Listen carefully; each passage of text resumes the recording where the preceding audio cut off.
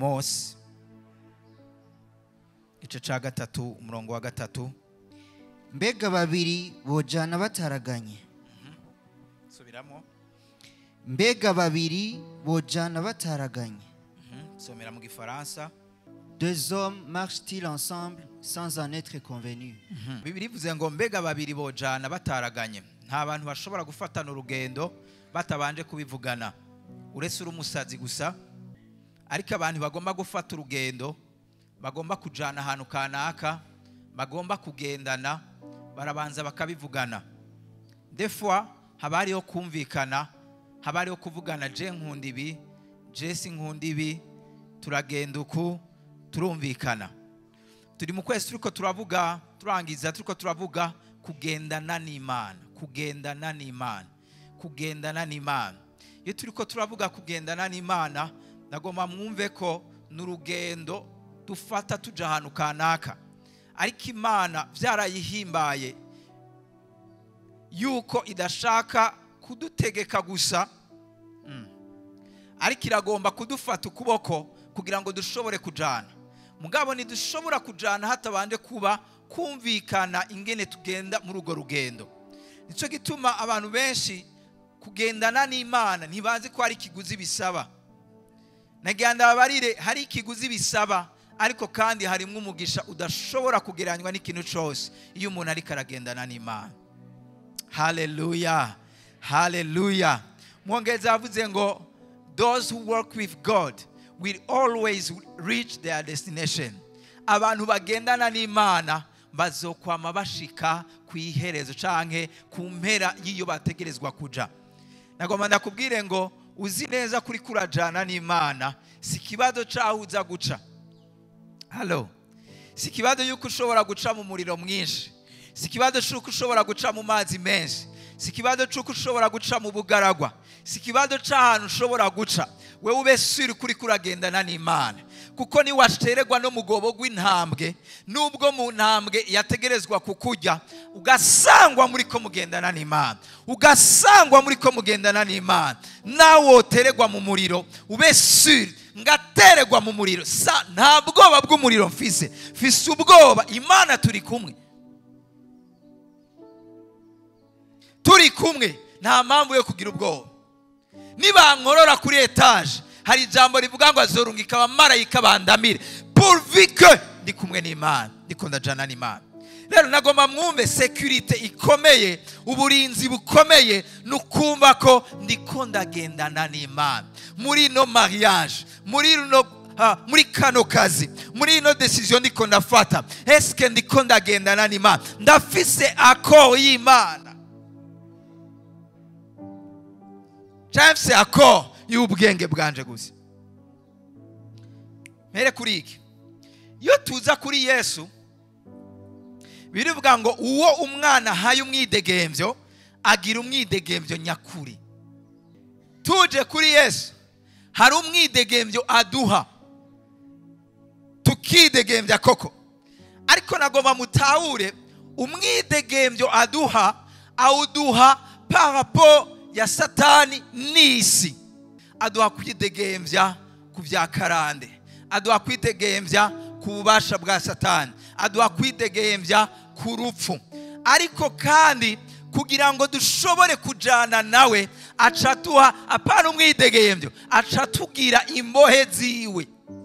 Kuko kujana na Yesu, mwibuke ikintu kimwe, ariko aratora intumwa yamaza misi yose. Ikintu cya mbere yabanda kubarira ati, jewe ndi compliqué monami. Kugira ushobore kwinkurikira ni wiyanke, wikorera umusaraba, aho birashoboka ko tujana. Utabanje kwiyanka, je ndi compliqué.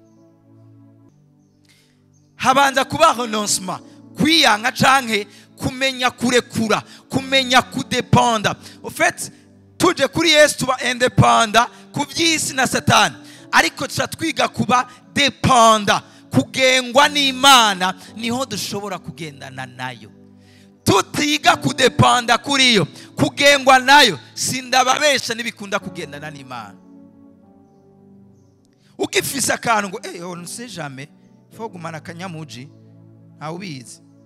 ngoma ndabaze gatoya. Murazi igituma Petero yagumanya akabugita? Murabizi? Petero ntiyari bwadepande kuri Yesu totalement. Musumwe baragiye kuvuga ubutumwa ahantu mu gisagara, baragenda Yesu ariko arigisha, Bibiri tubarira ngo isengero riramubanda, n'abafarisayo n'abasadukayo bagomba kumuterera mu kinogo ngo bamwice. Bagombye kumutererayo, arabanyikana aragenda. Petero abibonye ati uyu muntu azodukoza ibara twese batugirire nabi. Hajya ahantu yaciye aja kugura imberi, agura imbugita. Avuga ati on sait jamais. Oya kwanza ntiyayiguze ngaho. Haciye iminsi Yesu acababarira ngo igihe cya Lazaro, abarira ngo asiba iminsi 4, hama acabarira ngo dusubireyo. Petero avuga ngo batswe kutwica, none uvuze ngo dusubireyo. Petero avuga ati uyu azotugirira nabi, tukirema tutabaki hapa. Acaja kugura imbugita, aravuga ati kumbure uno munsi bagerageza kutugirira nabi, jewe nariza akantu k'ubwenge ndabereka. Aca arayitwara. Uwo munsi nta kibazo bahuye naco, barabandanya nta kibazo. Muga Petero yagumanye umutima ati jewe sinshobora kuhononsa, sinshobora kwiyegurira Yesu totalement, kuko ndamaze kubona uyu mugabo arazazanye ibi natugirira. Bashitse bavuye Getsemani baje kumufata, Petero avuga ati kakaryo nari maze iminsi ndiko ndani. Hari abantu baba bari mu ishengero ukamubona atekereje mugabo ntararekura byose, aravuga ati on sait jamais, hari umunsi bizokenegwa, hari umunsi bizokenegwa ko nkoresha akantu k'ubwenge. Petero niko gukura imbugita aramukata. Ati ko Yesu avuga ati merci Pierre, merci urangwaniriye. Acambwira ati subiza inkota muguha, wicishije inkota azokwisha. Tisa nivyo mbariye ga mwana, arazazanirwa. Yesu acavuga ngo nshoboye guhamagara region y'abamarayika bakaza uyu mwanya. Petero nibazaca avuga ati kabereke Yesu, kabereka ko nyene akore nako twahituzi ko mwijuru hari abamarayika bakugwanirira. Azi ngo agira reke, acavuga ngo ni muzi. Petero ati ya uyu muntu harazazanye. Mbere yuko afatwa ari babariye ngo hahiga uw'ivyo anje bidazotsitaza. Kwera mu rugendo rw'iwanje nitwa Imana, nitwa amazina menshi, nitwa El Shaddai, le Dieu tout puissant. Mugabo hari genzo yo gucisha mu nzira nkakwereka nk'uko umengo ntaco nshoboye, mugabo inzira ziwanje zirarenze ntizica hajya wewe yumvira. Kugira ngo rero dushobore kujana, nyemerera udepande, ndakubariye koroka. Mana ndatemba, oya navuze koroka, kubera jewe ndangiza ibintu mwisi y'imhemu ngacanda nkabitangura. Abanyamugisha n'abahigwe nabiga kudepanda kuri jewe. Kugendana na Yesu sindababesha birazazana. Uno munsi araguye imikate ugacuvuga haleluya. Agaca kubwira ugarutse ati ingu ngeko ibi nibiki. Yesu arakubarira ngo ngiye kukugira rurangirano. Mbonye inyenyeri yawe iduga hejuru ikaka cyane, mbonye izindi z'aba bantu bose ziriko zirakunamira. Ihejeje ivyo ugacuja mu gisirimba, Imana yacu niyo gushima. Uhejeje gutera iyo korasi igaca ibanza ikazana abansi bakakwanga. Mana wambwiye inyenyeri, wambwiye ko wazonyubaka. Ego nizo nzira zanje. Bakakwanga kubera ikibanyanka. Cetuma ngunda ko barira. Enda babwiza ukuri. Imana je security ndayifise. Imana n'umwami wanje, Imana n'umuvyeyi wanje. Ayincisha niyihaze. Incishije mu gihe cyo kubura, simbura ngo mfe. ndikombura kugira ndonke ishimwe n'intahe n'ingene nzofasha abantu babura. Nta kibazo mfise c'iherezo, iherezo ryanje ndarizi. Haleluya! Iherezo ryanje ndaza kuri babariya mukanya. Bahejeje kukwanga uzi biraheze, bagaca bakugurisha. Ndibuka umunsi Imana imbwira, nabyo msijwi gatatu, Joseph, as Joseph became the savior of his family, that's how you are going to be. Najyo mse mucongereza uko nyene. Nkuko Yosefu yabaye mucunguzi w'umuryango wiwe, nikuzo umucunguzi w'umuryango wawe. Ndakanguka. Yo, hewe twariko turaca mu bukene muri ico gihe. Ubukene bwambaye costume, 3 pièces, na jire, ni cravate. Hewe ubukene bwa bundi abarundi bavuga ngo buzura inzara. Bwa bukene kunywa amazi ari mu munyu, bwa bukene bwo kunywa amazi ari mu isukari ya 50 yari kiri nyinshi wawe. Mpejeje kumva ivyo onye nahinze ati rero Imana igira indonke, igira inshira inzira ndonke ibifaranga. Hewe ndashima Imana yo ayirabimpaye yonya ugira Imana bica biba bibi gusumba. Muga muri uko kuba bibi gusumba, nkumvira ikirantumira cyane kubahiri. Nkumvira ikirantumira, ntushobora kujana n'Imana utabahiri, kuko ahiri niho umenyera inzira zayo. Wewe ubona muri ko murajana ukaba kumva biri complique, ariko kubahiri irakumvisha mwana wanje, don't be afraid, nugira ubwoba. Muri butari kuratahura Joseph, muri butari kuratahura ndi au contrôle ya byose, muri butari kuratahura mwana ndagukunda. Ahiri ukumva urukundo rwayo rurakurenze, ukumva kwizera kuriko kurakurenga, ntirakwishura mugo umutima wawe irawubumvye telema wumva umengo birahari. Ntibikunda kujana n'Imana utamenya inzira zayo, utabana nayo d'abord. Ururimi gira mugenda ati ururimi rw'Imana rimwe na rimwe rurazazana. Kuva 13 umurongo wa 17, wewe ushobora kuma parole de vie ni sawa. Kuva 13 umurongo wa 17 aravuga ngo nuko rero Farawo amaze kurekura abo bantu, Imana ntiyabacisha mu nzira ica mu gihugu cy'Abafilisitiya, naho ariyo yari irashe. Naho ariyo yari irashe. Kumbura abanyabujumbura ntibumva naho yari irashe, bumva ibintu byo kurasa mu gifaransa. Quand le roi d'Égypte laisse partir les Israélites, Dieu ne leur fait pas prendre le chemin du pays des Philistins. Ako gakurikira rero abashobora gusoma agafaransa tuvuge aho tuva. Pourtant 1 2 3. Pourtant c'est le plus direct. Akajambo gakurikira ngo en effet il pense. Mu Kirundi kuko Imana yivuganije. Listen, nagwa munyumvirize neza. Imana ibacishije ahantu. Ngomba kuja kwa Pastor Kanyange. Ndi ngaha inzira yoroshe no gusha hano. Ibi bintu bizobatuma kwama muri abantu bakirizwa banezerewe. Apana bakizwa bama muri sentare n'Imana.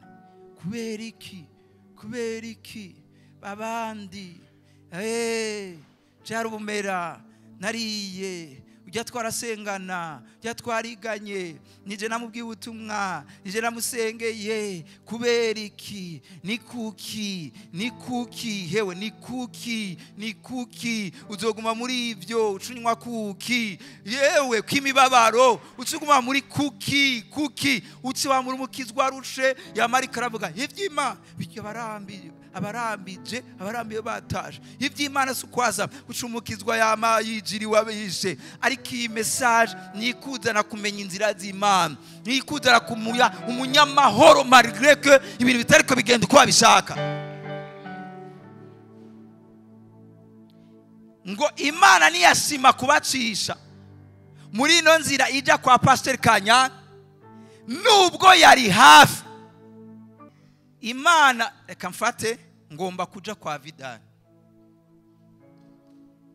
Imana ihejeje kuraba ntiyashima kubacisha muri ino nzira naho yari hafi. Abantu bari barize, bari bafise cartographie, bari bafise ikarati bereka urugendo ingene ari hafi haca. Imana isobarira ngo aho hantu nimuhace nubwo ari hafi, nubwo ariho hari direct. Kirati nimuzunguruke, zunguruka. Hey, abize géographie, non, c'est pas logique quand même. Yomana ni nyabaki. Non, Mose yibarire. En tout cas natwe ntidusara, turazi ubwenge. C'est le chemin le plus direct quand même. Nakabuto gusa tuzakuba dushitse. Imana ivuga ati navuze ni muzunguruke muce kure. Barazunguruka. Barazunguruka abakameramani sindiko baza koroherwa. Barazunguruka. Bari mu rugendo bagenda bidoga, mana kubera iki. Imana yababwiye mviriza, jewe ndumuremyi wanyu, jewe ndababonera kure. Era hamwe nari kubacisha imbere, nabonye ko imbere harabagizi banabi, bajya bagizi banabi murababona bajya babi, ntibifashe nk'abagizi banabi honye. Abansi barakaka, bari mu nzira, bari hajya. Mugihe wewe uri kuridoga, Imana ikubonera kuri ziminyuro yawe ziva hasi yawe, yabonye ko mu nzira wari gucamwo irimwe abagizi banabi. Rero si kibazo cy'urugendo rubaye rurerure, ni kibazo cy'urugendo rubaye rurerure ari kuri kumwe n'Imana. Nico gituma wemeye ukagenda, nubwo birashoboka boca hafi bariko bararonka, mugabo kumure bazoba bafise amaseve, bazoba bafise ibikomere, bazoba bafise ibintu kanaka, ariko yo yakubwiye zunguruka uza gushika kwa vidara amahoro.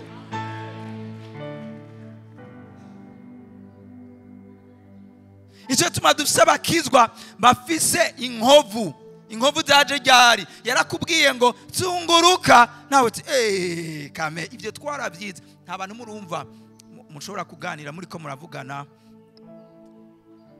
par exemple muri ko muvuga sport ukaza wumva ça je sais, on a appris ça en géographie.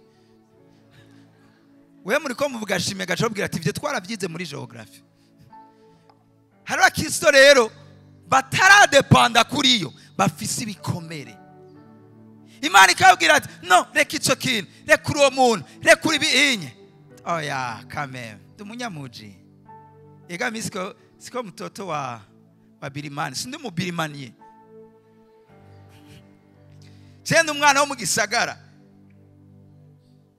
wo mu muji, ndumunyamuji. Sawa, ubunyamuji bwa tukaca tugira pasteur ndafisi naye ingo tuguina.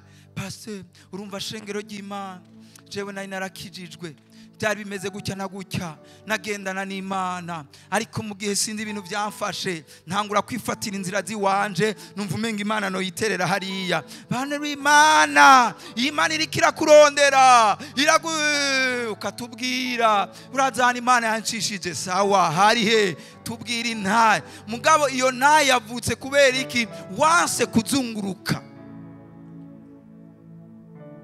Ngirambwira abantu rero batagiye gusubira kugira ibikomere, batagiye gusubira kugira inkovu, ariko bagiye kumva Imana irikira bacisha, bakiga kuhaca ataco basiguje. Imana ibahezagire.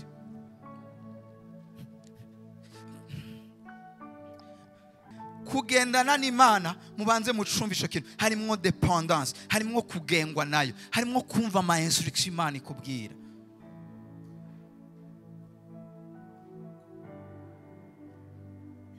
Murabizi ko hari abantu Imana yankira kuja muri Amerika? Halo, vuga amen. Muyivuze mudashaka, shaka mureke ndayivugira. Amen. Hey Imana muri Amerika. Mubara abantu bumvise ba Pasteur Denis, ba Pasteur Makaka bagarutse kuba ino, bakavuga ati barasara, twe tugomba kujayo nabo bariko baragaruka. Abantu bashika batatu bariko baritegura ko 2024 bazoca baza kuguma ngaha. Wabuca umbwira ati naje no mara imyaka kameme nkabanza nkayavagura. hari abana itari kuba ciza batari kujayo. Je ndaza abantu uyu munsi araba ate bahakana Imana, bagiye bakijijwe bakumuriro. Uyu munsi akwa ivyo bireke azoza kutuja les affaires là en tout cas ivyo bireke. Kavuga tuni wa wundi yumvira umunsi umwe sigayenze tukaganira. Oya ni kwa mfano wa mfano. Na karorero kakarorero. Urumva ukumva nyene sigayenze ndakubwira. Urikwa Yesu ashimwe. Nawe wonda mutsa bonjour nivyo babikwiye. Ivyera vyose ntibivuye ku Mana, kuko na Satani arigira umumarayika w'umuco. Muvuge amen imeze neza. Haleluya. Ariko rero ikintu kidasanzwe mu kugendana n'Imana, iyo ugendana n'Imana, Jere ndagomba tuje mu byakozwe n'intumwa 4.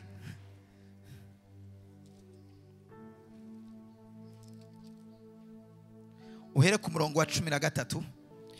Babonye gushira amanga kwa Petero na Yohana, kandi babona ko batigishijwe, atize, atari abanyabwenge, atari abantu bafite ama PhD. Baratangara maze babenya ko babana na Yesu. Mugabo batangaye bacavuga ati okay, ubwenge bafise subwa mashuri ni kwera babanye na Yesu. Mwavyumvise? Kubera babanye na Yesu. Kubera babanye na Yesu. Hari gihe tuganira n'abantu tekageze none ngo mwarasimbiye hanze muriga amateoloji, muriga nyene ivyigwa, ngo antuka ngo murafise ubwenge bwo gutwara abantu, ngo no kugira ngo mwaragiye ahantu muriga. Oya, twigishijwe na Yesu. Twigishijwe na Yesu.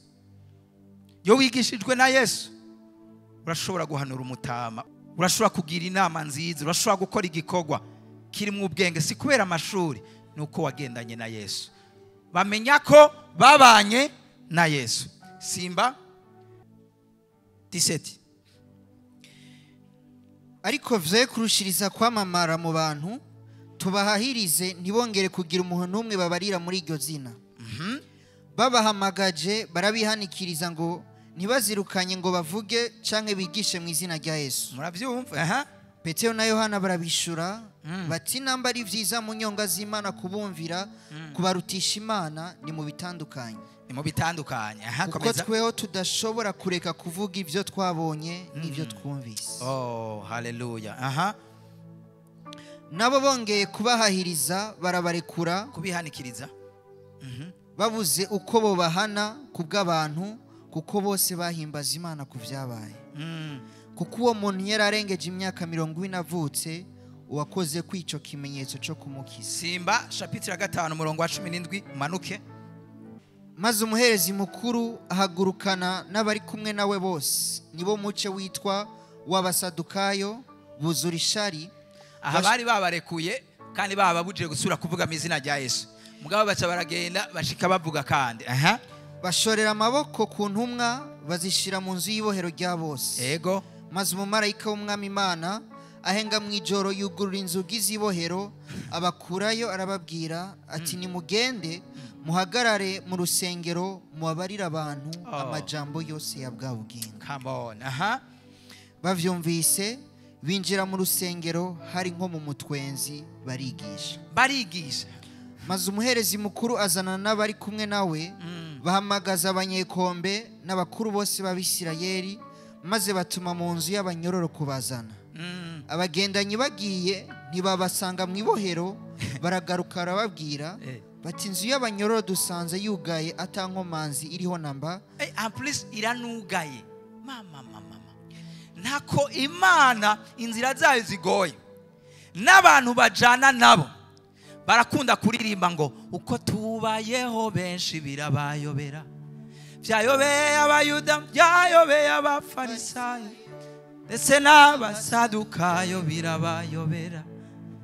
Kuri muri Yesu baba boshe babashite mu bohero barugara, mugabo baraje basanze imiryango niyuguruye. Come on. Imiryango irugaye, mugabo abantu barababuze. Kweri abajana na Yesu nabo nyene bamana intahe z'ibitangaza. Basanga harugaye mugani babona umuntu. Komeza. Bati inzu y'abanyoro dusanze yugaye cyangwa manzi iriho namba n'abarinzi bahagaze ku nzugi maze twuguruye ntitwasangamwe umuntu. Haleluya. Okay, komeza. Bumvise ayo majambo umukuru w'abashibamyi b'urusengero n'abaherezi bakuru bazazanirwa n'ivyabo ikizovamo ni nkurikizi zabyo n'ibizovamo. Komeza. Haza umuntu arababarira aterega babagabo mwashira mu ibohero bari mu rusengero bahagaze bigisha abantu. Kandi bababujije babagabo mwashishura mukanababuza ntibasubire none bagiye gusubira. Tubasanze bariko baravuga ati ibi ni biki. Maze uwo mukuru w'abashibamyi ajana n'abagendanyi babazana ku neza. Ako ndagakunda. Babazana iyo uri kumwe n'Imana irashobora guhitamo ko bagushishura ariko irashobora guhitamo ko bagutinya akakuzana ku neza. Vuga amen imeze neza. Ngo wewe wafasha abantu urabakubita ucura babuzura n'abafunga. Hama kubera Imana yawe mujana ari Imana igomba kwerekana ibitangaza irabugururira ikirasubirira bugarira. Abantu babibonye baravuga ati aba bantu ntidusubira kubazana nabi tubazane ku neza. N'abasi bawe Imana irashobora gutuma bakuzana ku neza. Komeza. Kuko batinya abantu ngo ntibabatera amabuye. Bamaze kubazana babashira mu ikombe muherezi mukuru arababaza ati mbega ntitwabihanije cyane kutigisha muri rya zina. None raba mwujuje Yerusalemu nyigisho zanyu. Ico murondera no kudushira kwa maraso ya wa muntu. Ya wa muntu muri rya zina. Nta kantu mu Kirundi muzi ngo umuntu akuruta n'umuvuga mbega ntuvuga mu izina. Kameme barumvise ko ile grand ni mukuru ntidushaka muri rya zina wa muntu baratinye kurivuga. Maze Petero n'intumwa barabishura batigikwiye no kumvira Imana kuyirutisha abantu. Imana yabasogokuruza yazuye Yesu uwo mwebwe mwishe mumanitse ku giti. Uyo Imana yaramushize hejuru n'ukuboko kwayo kw'iburyo ngwabe umukuru n'umukiza ngwabe abisirayeli kwihana no guharirwa ivyaha. Natwe turi ivyabona vyo gushingira intahe ivyo namwe muyera nawe nuko uwo Imana yahaye abayumvira. Ariko bo bavyumvise baribwa mu mitima bashaka kubica. Mugabo bahejeje kubishaka kubica ntibabishe. Murazi igituma barabishaka mugasibo bafite ubuzima bw'iwawe. Ubuzima bwawe buri mu kiganza cy'umuremyi buri mu kiganza cy'umwami. Birabarya bizobarya bashaka kugugirira nabi bashaka kuva aho hantu wicaye bashaka kuva mu kazi bashaka kumererwa nabi ariko ubuzima bwawe buri mu kiganza cyanye n'ijuru n'isi. Bazobishaka ariko nindakibona sindagifata. Komeza. Maze hahaguruka umwe mu ikombe umufarisayo yitwaga Mariya. Akarero ndagakunda. Hahaguruka umwe. Iyo uri kurabana n'Imana aba bose nibashake bavyanke Imana izokwama ifise akaryango. Imana izokwama ifise n'imiburiburi umwe ishobora gukoresha. Bose nibabivamwo n'amabuye yavuze ngo irashobora kuyakoresha. Ngo bibiri vuze ngo hahaguruka umwe apana wo hanze wo muribo. Wo muribo izohagurutsa muri bajya nyene. Izohagurutsa muri bajya nyene. Izohagurutsa muri bajya nyene. Muri bajya bagomba kugira nabi mugabo Imana irafise abakozi. Nazo bari Satani izomukoresha ariko azoja mu muriro muga kuri wewe izomukoresha. Ntizoraba uwariwe ariko izoraba uwigomba kugirira neza. Wishatse kugira neza iramugirira neza atakirabye. ihagurutse umwe muri bo agira iki? maze haguruka umwe mu ikombe w'umufarisayo witwa Gamariyeli. Ndabona ba Gamariyeli ku bwanyu bagiye kugaragara. Ba Gamariyeli ku bwanyu bagiye kugaragara. Ba Gamariyeli Imana ikoresha ntibari mu ruhande rw'iwawe, ntibari abo kuvugira, ariko kubera ugendana n'Imana izohagurutsa Gamariyeli akuvugire. Umwigisha w'ivyagezwe yubahwa n'abantu bose. Yubahwa. Avuga ko bataramura abo bantu akanya gato. Maze arababarira ati yemwe bagabo b'Abisirayeli. Yemwe bagabo b'Abisirayeli. Nimwirinde mumenye uko mugirira aba bantu. Kuko mu minsi ishize Teyuda yadutse yitaga akomeye. Igitigiri c'abantu gishika nk'amajana 4 gikondorera inyuma yiwe. Maze aricwa, abamwumvira bose barasabagira bacika ubusa. Hanyuma yiwe haduka Yuda umunyagalilaya. Umva na Yuda arahagurutse mu minsi yo kwandikwa kwegera abantu inyuma. Nawe afarubi, nawe nyene afarubi, n'abamwumvira bose ko bangana barasabagira. Kandi none ndababwire, umva ndababwire, nimuzibukira aba bantu. Zibukira aba bantu, mubarekure kuko iyi nama n'iki gikorwa n'ivyaba biturutse mu bantu bizosendwa, n'ivyaba bivuye ku bantu navyo nyene bizogenda nk'uko Teyuda na Yuda vyagenze. Ariko n'ivyaba biturutse ku n'ivyaba biturutse ku Mana ntimuzoshobora kubatsinda. Shaka mugerageze kubakubita, shaka mugerageze kubarega kwa boss, shaka mugerageze kubarementaniriza, n'ivyaba bivuye ku Mana ngo ngwiki ntimuzoshobora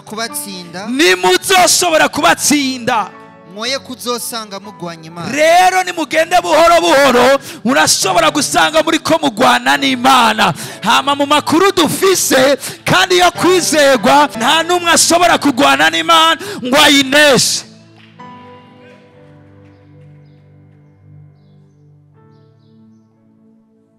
Genda buhoro buhoro. Sikibazo cy'ibyo bari ko baravuga. Nyimba bari kumwe n'Imana, nyimba abantu ibi bintu bivuye ku Mana, mugende buhoro buhoro, urashobora gusanga uri kugwana n'Imana. Aha nta butumwa bwiza mwumva. Aha ni mwumva ko ryajambo bivuga ngo ugukoze ko abakoze mu mbonero z'ijisho ry'Imana. Buriya ukugwanije ntagwanije wewe, agwanije wa wundi muri kumwe.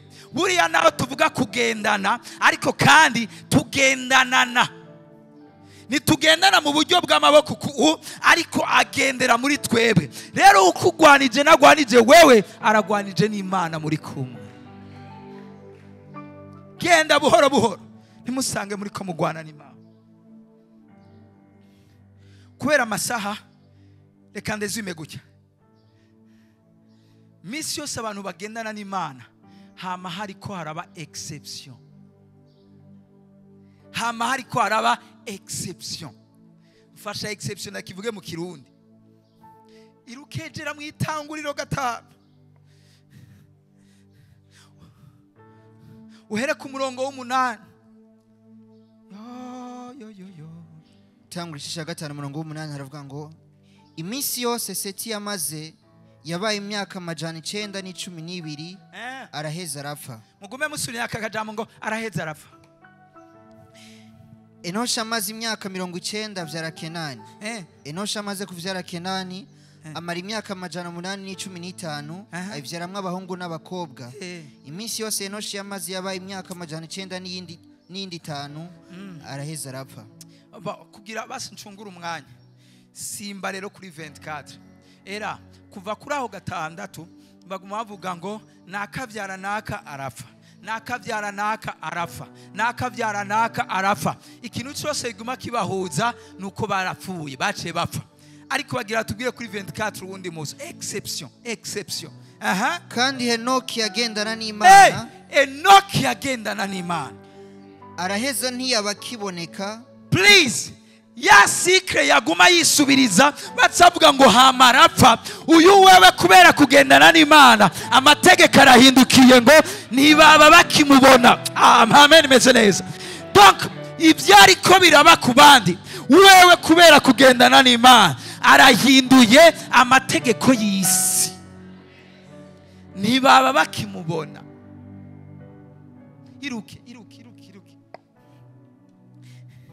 iruke Matayo 1 uhere ku murongo wa 2.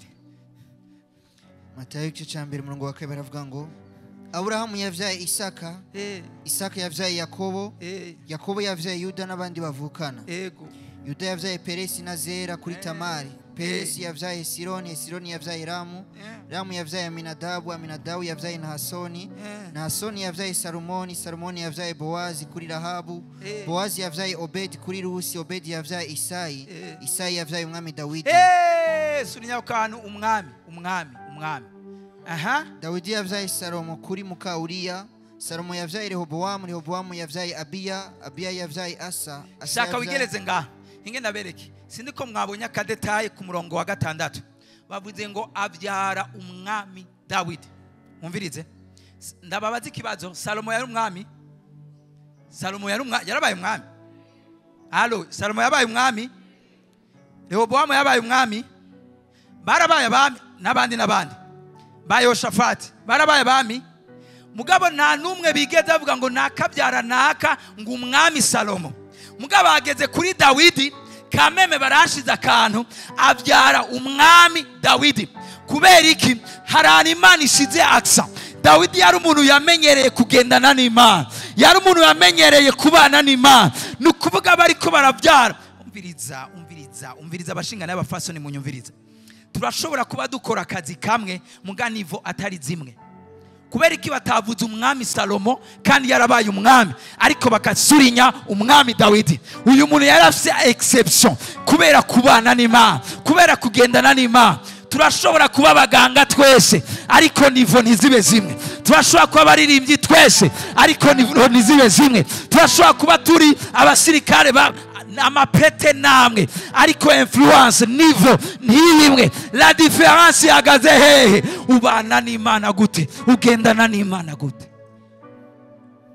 Dawidi yuri kuraraba ari kararaga abwira umwana wiwe Salomo, ntamuraga mubwira ngo mwana wanje Salomo, ariya n'amatongo yanje, iriya ni coffre fort y'inzahabu zanje, uriya n'ubutunzi bwanje. Amuraga mubwira ngo mwana wanje Salomo, Imana yanje izoba Imana yawe. Mwana wanje Salomo, ngibi byagezwe nagendeyeko, uze wamubikwirikiza. Ibyo uzojamwo byose bizogira ikiganda ciza. Mbe muradi gituma ari karamuraga Imana, yarabizi iyo yavuye, yarabizi ko atabaye umwami kubera akomeye, yarabizi ko atabaye umwami kubera ari mwiza, yarabizi ko atabaye umwami uko ashoboye, yarabizi ko yari mutoyi mu bandi, n'igihe baza kumutora we ntiyarimwo, yari nyuma y'udutama. Ariko Imana iramurokariza, iramuvuga ngo nta muri ni muri bujye ni muri bunywe ujya adashitse. Dawidi aravuga ati none jewe nari iki? Ofete yari Imana. Okay, muraza makuru yanje ingene nise Goliyati ikigatanya cana ni abasirikare. Erega mwana wanje Salomo, igituma ndiko ndakuraga Imana igihe nagwana na Goliyati singomezi zanje zagwanye, niyo Mana ndiko ndakubarira. Erega mwana wanje igihe bankubita kudeta murumuna we Absalom, igihe nahunga mu misi ne gusa nkabangaruye intebe yanje, mwana wanje si ubuhinga bw'iwanje. Edayeli Absalom yari kumwe n'umuntu azi ubwenge cyane, Ahitofeli. Kugaruka ku ngoma ni bwari ubuhinga bwanje, bijya byose yari iyo Mana ndakubari. Umviriza rero mwana wanje Salomo, si ubutunzi ndakuraze, si amafaranga ndakuraze, ayo mafaranga arahera, abami baravaho. Icyo ndakuraze Imana yanje, iyo Mana nabonye, iyo twage. Mwana wanje Salomo, jewe narakoze ku kirimba. Umwami Sawuli yamagomba kuntera icumu ngo anyice. Igihe yagomba kuntera, Sawuli yari umwami azi iby'intambara, azi kugema, ariko igihe yatera icumu, iryo cumu ntiryangema. Sindi igituma ritangema kandi ntari ku kilometero, igituma ritangema yari Imana. Mwana wanje Salomo, igihe nagenda iyumvire nk'ubu bofata wewe umuntu umwe bagacavuga ngo igisirikare cyose gihagarika ibindi bikorwa barondere wewe. Ibaze igihe nahunga mwana wanje igituma batantora naho baba bagomba kumfata sindi ukuntu Imana yabigenza. Musi umwe baraha amakuru Sawuli, ibi ni Dawidi ariko ariganira umwana wiwe agira apfe. Aramubwira ati mwana, hari igihe nigeze kuba ndi ahantu bita Nayotirama. Baraha amakuru Sawuli n'ingabo ziwe baravuga hondi ngo baze kunshakira. Baraza kunshakira, abatumye barashika. Bashitse logique ni yuko bamfata hama bakantwara kunyica. Mugaba aho hantu twariko turavugana n'Imana, twariko turasabana n'Imana. Sinzi ingene Imana yabikoze, ishira ikirere cy'abansi mu gishingo cyo kumfata. Bace baja badusanze muri Luwanje mu gishingo cyo kumfata, bifadikanya natwe muri Luwanje. Sawuli abonye batevye arungika abandi basirikare baze kumfata, nabo nyene barashika. Mugabo bashitse icyanzigamye twariko turabana n'Imana, twariko turavugana n'Imana. Nabo nyene bashitse baca badufasha kuvugisha, badufasha guhimbaza. Sawuli nawe aradundumirwa ati reka nigire. Nawe nyene narivuze ngo nawe nyene ashitse, nawe nyene yisanga muri atmosfere adashobora gukontrola. Nico gituma bantu musenga kukwera twaje gusenga, hari ikintu muri kumurahomba. Fata umwanya wo gusabana ahantu ha wenyene, kubera aho hantu ha wenyene uri kurema ikirere aho abansi n'abadayimoni badashobora gushika. Ninjiye ahera cane Yesu yaneguriye, mporanywa amazi meza y'isoki dakama manu wa mutima w'Imana. Hari igitero nshaka nagerere yahera cane Satani nico oya, hari igitero nshaka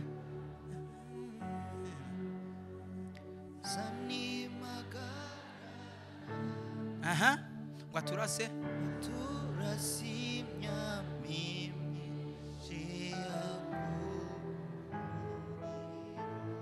ariko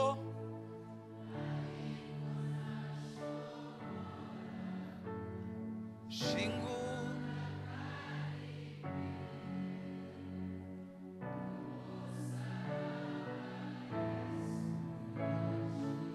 chambere mpagaze ahantu, mpagaze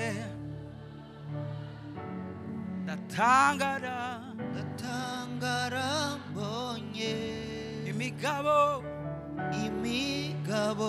y'Imana n'ingenishitsa inyigisha muri mwe akiza gashitse sinzotirimuka hera tuti ninjiye ahera Yesu yaneguriye mporanywa amazi meza y'isoki dakama manu niyo ngimisi yose wa mutima w'Imana nagerere ahera cane. Hambwira ati n'igihe Sawuli yarashitse yasanze turahera hatinjira uwo ari we wese uretse uwinjiranye modo pass y'ikirere turimo. Mu gishingo cyo kumufata nawe nyene ahubwo atangura kwifadikanya namwe ku buryo n'abandi bavuga ati kumure Sawuli nawe wene yakabaye ari umuvugishwa. Enda babarira, Dawidi araga umwana wiwe ati Imana nagendanye nayo, ndagusabye abariyo muzogendana, ibisigaye byose bizokwama biriko biragukurikira. Nta kibazo cy'ibintu mfise ikibazo cy'Imana uzokwifatanya nayo. Niwagira alliance n'Imana yanje, umenye ko uzobwiza alliance n'ibintu. Niwagira alliance n'Imana yanje, uzobwiza alliance n'igisirikare gikomeye kurusha igisirikare cy'Abisirayeli. Paulo nawe aravuga ngo yemwe ngiye kugenda, ndabaragije Imana n'icambo cy'ubuntu bwawe, ndabaragije Imana. Shengero ry'Imana, ndarangije kwera umwana, ndagoma mwumva iki kintu, kugendana n'Imana emera kudepanda kuri yo, ntuzokwicuza. Haro verse zokwa muri kuravuga, uhereye kera none ndashaje, sinigeze kubona umugororotsi yahebwe cyangwa urubyaro rwiwe ngo rusegereretse. Ayo niyo majambo y'abantu bagendanye n'Imana, ayo niyo majambo y'abantu bagendanye n'Imana. Bavuga ngo nibyo twaratawe gato, ariko umugororotsi ntahebwa. Twarabaye mu bihe umenga Imana yadutaye, ariko twarumvise ijwi ritubarira ngo mbaye ndagutakanya gato, ariko nzokwiyegereza n'imbabazi nyinshi. Ayo niyo majambo y'abantu bagendana n'Imana. Umwami Yesu abahezagi. Tuvyaguruke ku maguru yacu, urambuye ikiganza cawe, ndagomba uyu munsi urekure, udepande kuri yo, urekure. Mwami Mana, ndakwinginze mu izina rya Yesu, ndakwinginze Mana, nabi ibiganza by'abana bawe Mana. Ugendana nawe agenda amahoro, ugendana nawe arashika kwihereza, ugendana nawe ntahebwa. Ndasengera ubwoko bwawe, umutima, ibyiyumviro byacu bishingwe kukurondera kugendana nawe. Duha umuco wo kukubaza, duha umuco wo kugusiguza, duha umuco Mwami wo kumva ico uvuga kuri chaque situation, kugira ngo tumenye ngo niba turi kumwe nawe tuzoshika kwihereza amahoro. Ndakwinginze Mana, kura agatima mu bana bawe Mana ko kwigenga ka independence kuri wewe, ariko reka umutima wa dependence, kugengwa nawe, gutegekwa nawe, kurongorwa nawe, aba ari byo Mwami byama biriko biraherekeza umwe wese. Ndakwinginze Mwami, ubwenge bwacu nibwoshika, ubwenge bwacu nibo dushitsa kwiherezo, ariko ubwenge bwawe bwonyene n'ukuboko kwawe kutuyobora niko kuzodushikana. Dushoboje Mwami kugira ngo tudajuke kumera y'umuhamagaro wacu. Urakoze kubyumvise Papa, icubaro nikiwe gwawe mu izina rya Yesu, amen.